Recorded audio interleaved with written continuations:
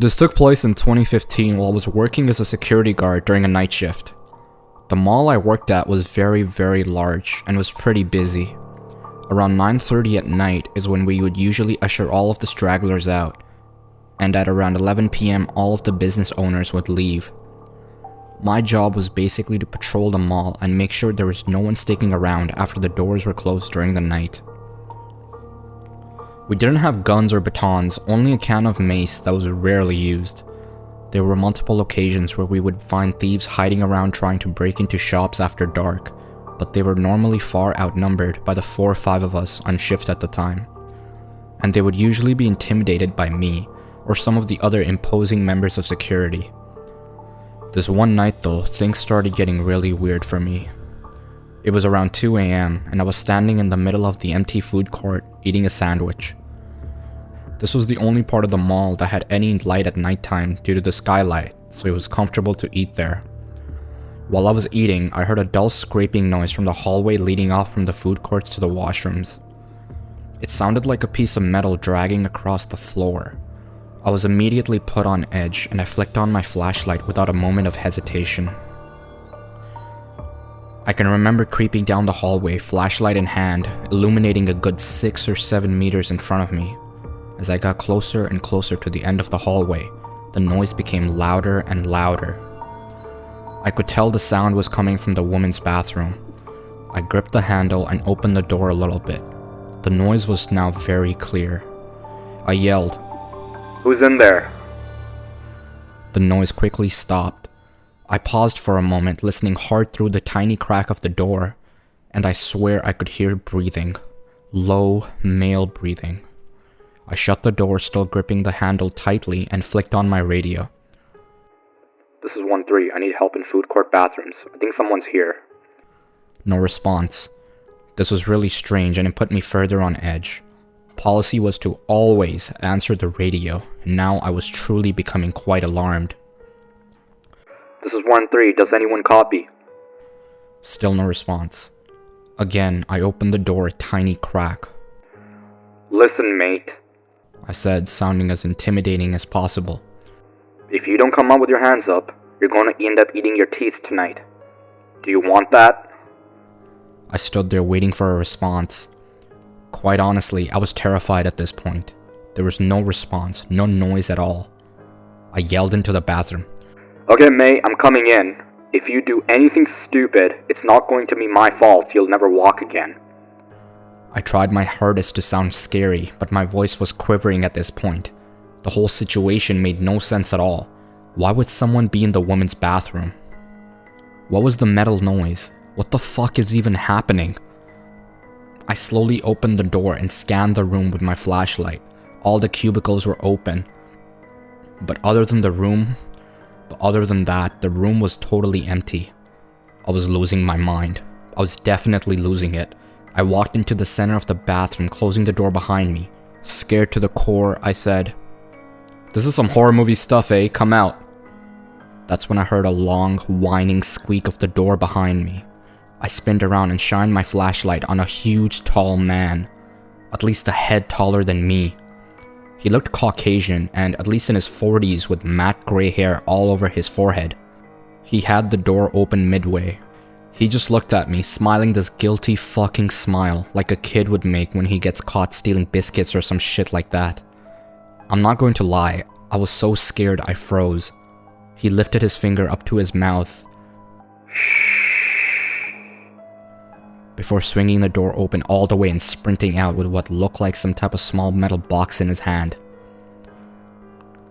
Turns out he was just behind the washroom door when I was opening it, and I totally missed him. I was so fucking close to him and I didn't even fucking notice him. He could have killed me if he had a knife or something, and that thought still haunts me to this day. Later that night, my radio miraculously started working again, and I got right on to telling my coworkers about my story. They collectively went quiet. They all had similar stories, but none that were as much of a close shave as mine. I worked the night shift for another week after that, before I quit. I'm not sticking around for a job like that.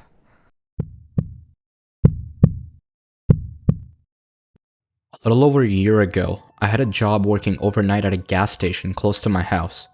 I'm a woman and was 31 years old at the time. I know to some seems unsafe for a woman to work a gas station shift, especially at night by herself. However, it was a slow store and the sheriff's office was about 20 feet across from it. I really didn't think I would have that many problems. There would be about 30 customers in an 8-hour shift, and that was on a busier night. It was about 3:30 in the morning. I went outside to sweep the parking lot and last minute checked the trash. It was time for a cigarette and I had one headphone in, kinda jamming out. Across the road in the parking lot of the sheriff's office, I saw a figure with his back to me. He was swaying back and forth while looking down. It looked like he was enjoying a much needed piss. By the back of his ripped white t-shirt, I remembered that he had come in about 4 hours earlier. He was a total creep, and I could already tell he had a good buzz going on. I didn't say anything, I just took my eyes off of him and tried not to draw attention to myself. It was working until a car pulled in. I was still outside as they pulled up. I saw him look at the car and then at me and back and forth again. As the customer was leaving, I walked her outside. I still had half a smoke burning and had left my dustpan outside with the squiggy. We both heard him start to swear angrily and seemingly engage in an argument with himself. She looked across the road and told me to be careful. I made an awkward joke about him being the one who should be more afraid of me or something like that. The man was still there, but closer to the road, now facing the parking lot of my store. Whatever he was yelling was completely intelligible. He was obviously very drunk and could barely stand straight, still swaying away. I didn't engage him, but I didn't take my eyes off of him this time. I just slowly walked back into the store. Something about his face really bothered me. It had a darkness to it, but his eyes looked wild. I still had almost 3 hours to go and 2 before any other employee got there. Instantly, I went to the computer and typed up a temporarily closed sign just in case he wanted trouble. I was coming around the counter on my way to the doors when I saw that he walked across the road to my side now. I literally just barely got the second door locked when he stumbled into our very small parking lot. My hand mimed the hand signal for cut across the neck, basically saying, "Nope, sorry, you can't come in here, we're closed." I shook my head back and forth too, hoping to further discourage him. He started walking away but screamed something at me while he's walking. And I don't mean he was grumpy and shouted at me or yelled that I was an asshole or anything. I mean like he was at an enraged volume and was violently throwing his hands everywhere. I got really skeeved out and decided to call the cops. It's a good thing too, because the minute I hung up with them, there he came again up to the door. He started pulling and banging on it. He backs up and runs into it trying to ram it. Not that it would done any good. I made the mistake of telling him that I had called the cops and that his ass was about to be grass. And that he was going to jail. I say I made the mistake of telling him because once I said that, he took off. The police never found him. They drove around the road and surrounding neighborhoods for over an hour but found no one. He was on foot, so I don't know where he could have gone. He didn't harm me, and with them not finding him, I didn't fill out a police report or anything. I was safe behind thick glass doors that were locked for the rest of my shift. It just sucked. Maybe if I didn't warn him ahead of time, I wouldn't have had to spend the last 3 months of my job constantly looking over my shoulder. I'll never know what the right choice was. I'm just glad I don't work there anymore.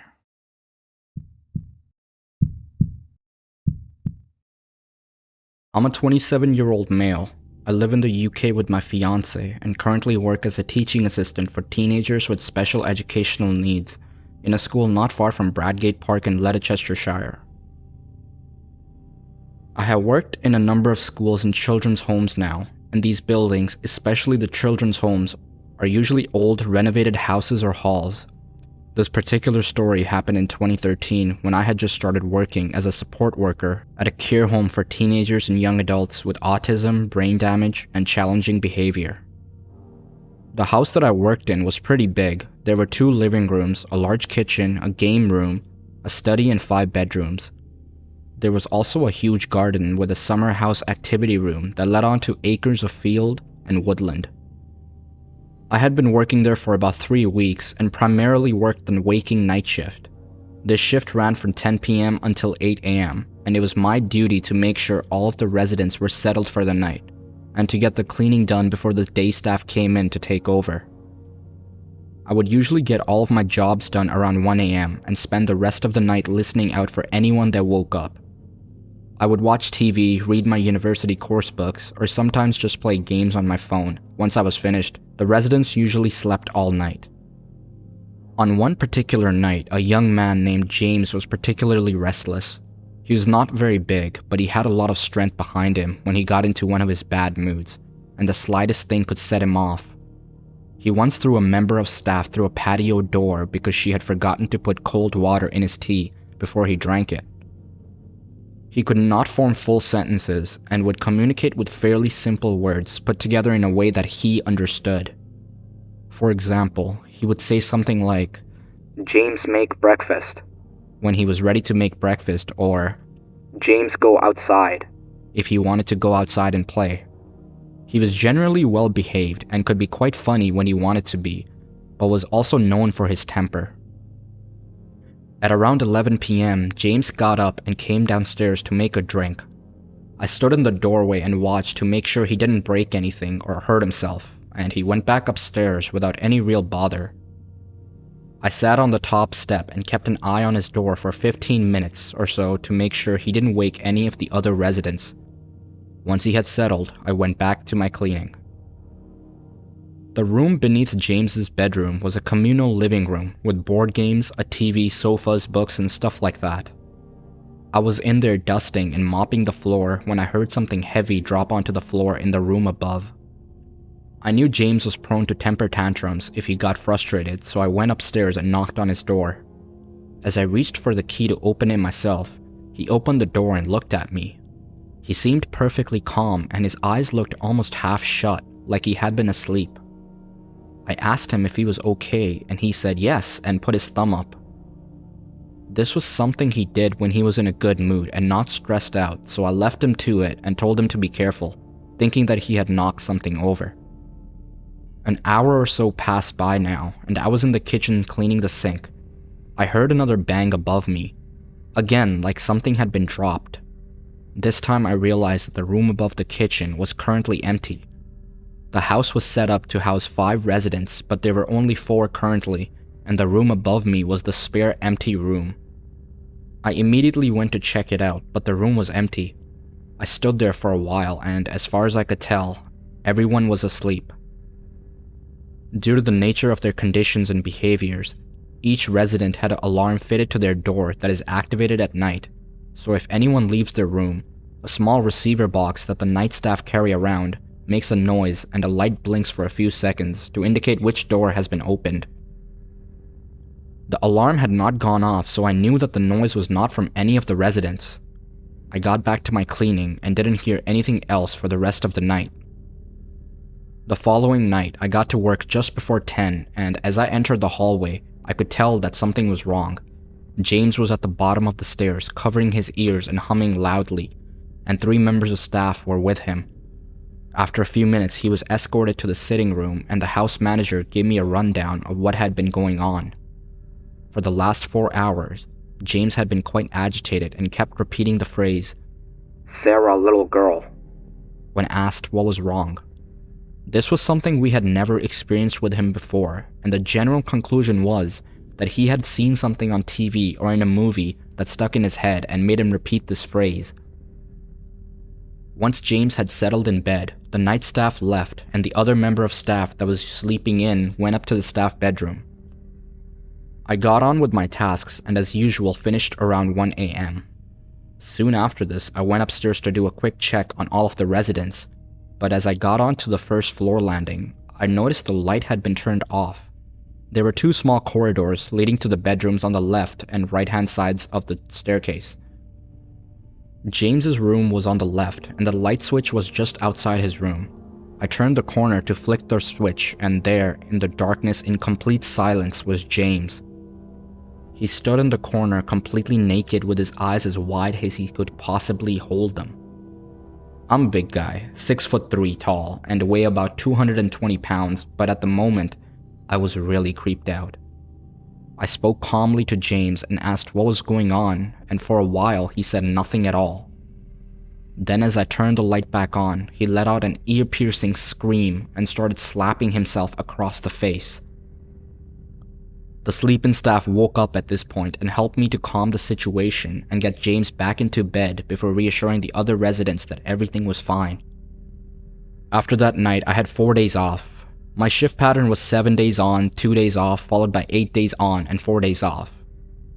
And I was relieved that this incident had happened just as my time off began. I got back to work the following week and was told that the situation with James talking about the little girl had gotten a lot worse. He would spend hours staring out of the window and overlook the garden saying, "Little girl, where are you, little girl?" And no one knew where he had heard the phrase.